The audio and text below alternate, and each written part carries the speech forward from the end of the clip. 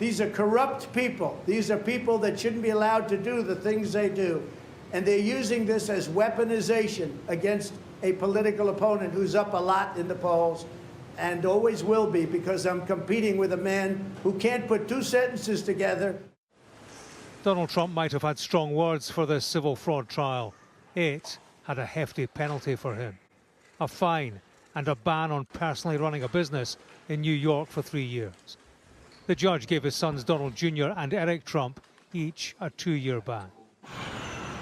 Their fraud was to inflate the value of company assets, to receive more favourable terms on loans and insurance.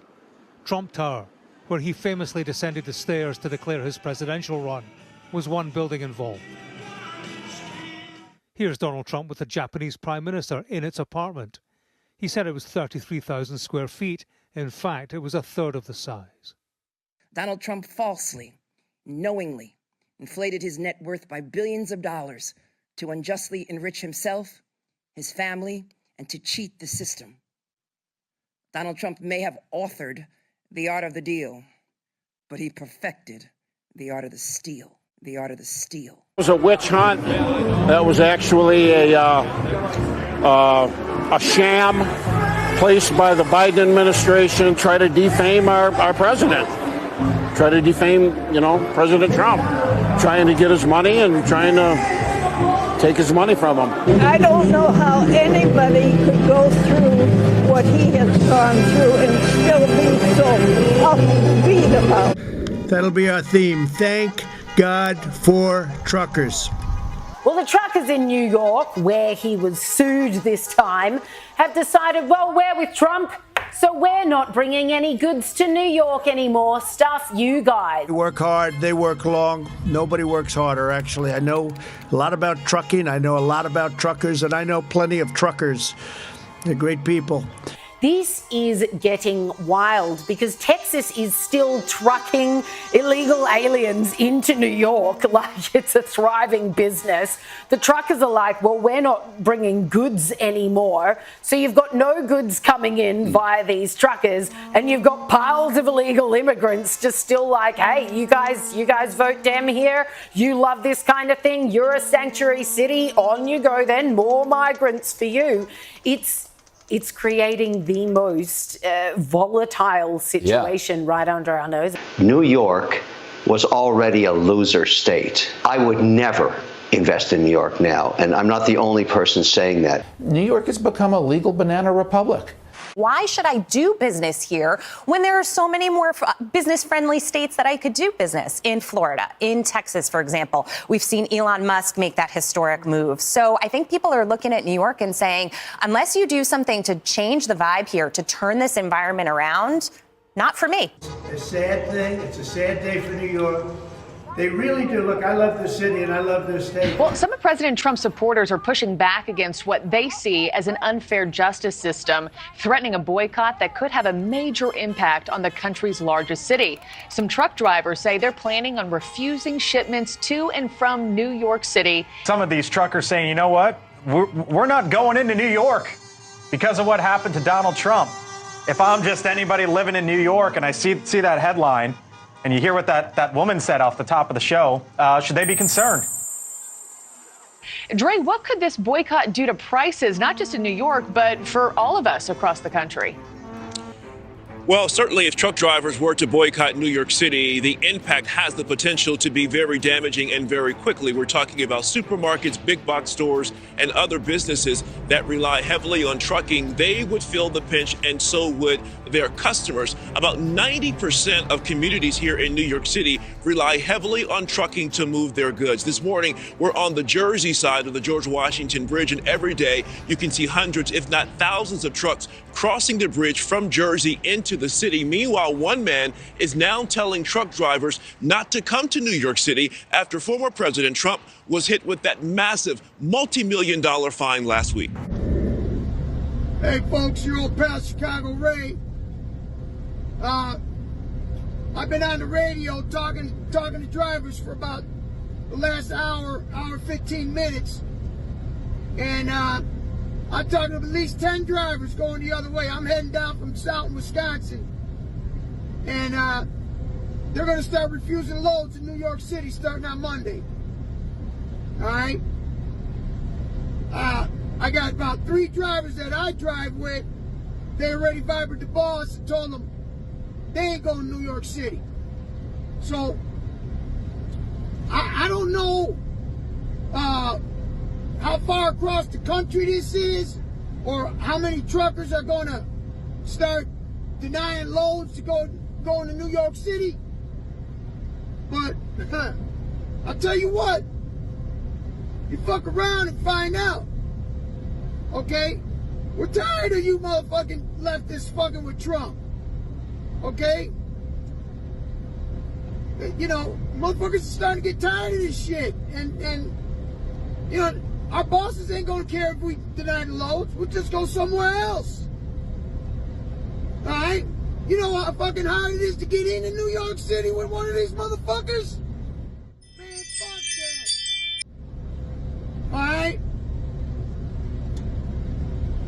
I'll tell you, I don't wish nothing on nobody, but by what I'm hearing, this is real. This, you know, we'll see. But, you know, leave Trump the fuck alone with the bullshit. Alright? You know you ain't got shit on Trump, so cut the bullshit. He's gonna win this motherfucker on appeal, but it's still, you know, it's bullshit. It's election interference. So, we'll see what happens. I hate to say it, man, but motherfucking truckers are for Trump, man. I mean, we're like 95, 96% out here. All Trump. Ain't no motherfuckers for Biden. Alright, man. I'll let you know what else I hear by the time Monday rolls around, but Chicago Ray, checking in. We'll see you down the road. It's a sad thing. It's a sad day for New York. They really do. Look, I love this city and I love this state. They have to focus on violent crime that's taking place outside. I look outside, I look at the streets. It's so different from when I left New York. It's so different. It's dirty and it's crime-ridden.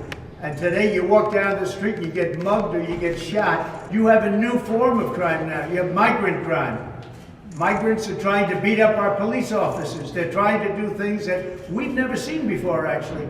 We are going to have a problem with, I call it Biden migrant crime, because you have millions of people came into this place, this country that has been so badly hurt, and they're doing things that nobody's ever seen before. So you have violent migrant crime, and they're after me for doing nothing wrong. This time they have something that's really down and dirty that frankly, no country does other than a third world country, a banana republic. 6 million views and 60,000 likes. Former President Trump also caught wind of what Chicago Ray is doing and reposted Ray's video on his platform, Truth Social.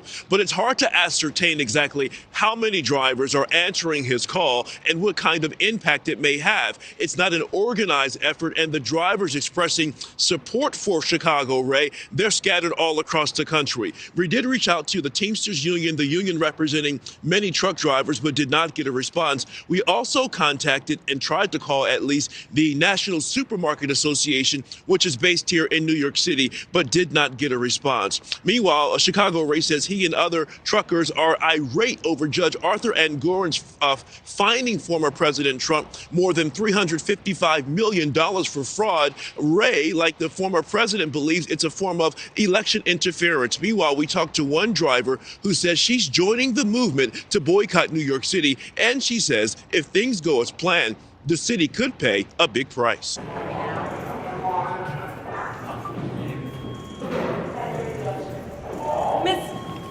Mr. President, are you prepared to go to trial on March 25th?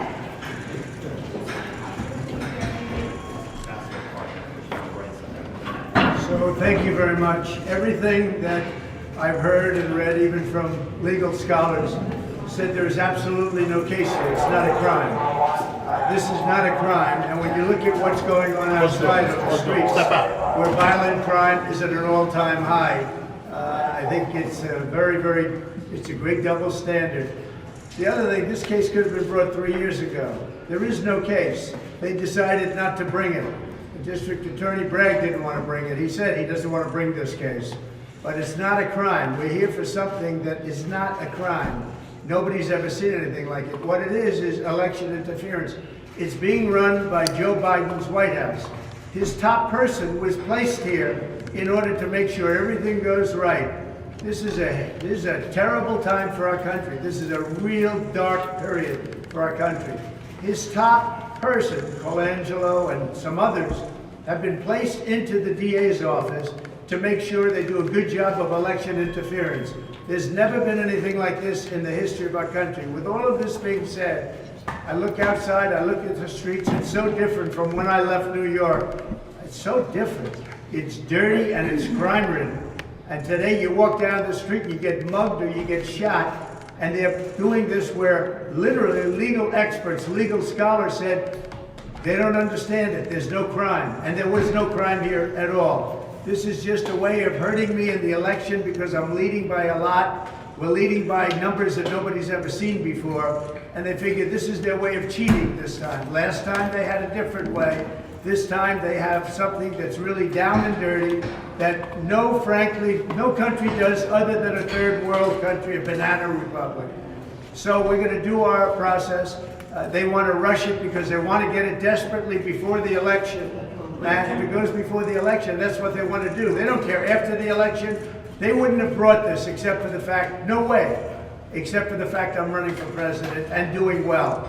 If I were doing poorly, they wouldn't have brought it. And frankly, if I didn't run, they would have been extremely happy because they don't like me running and they don't like the numbers. The poll numbers have us beating him by a lot. So that's where we are. I'll talk to you later after. We don't know what's going to happen. We want delays. Obviously, I'm running for election.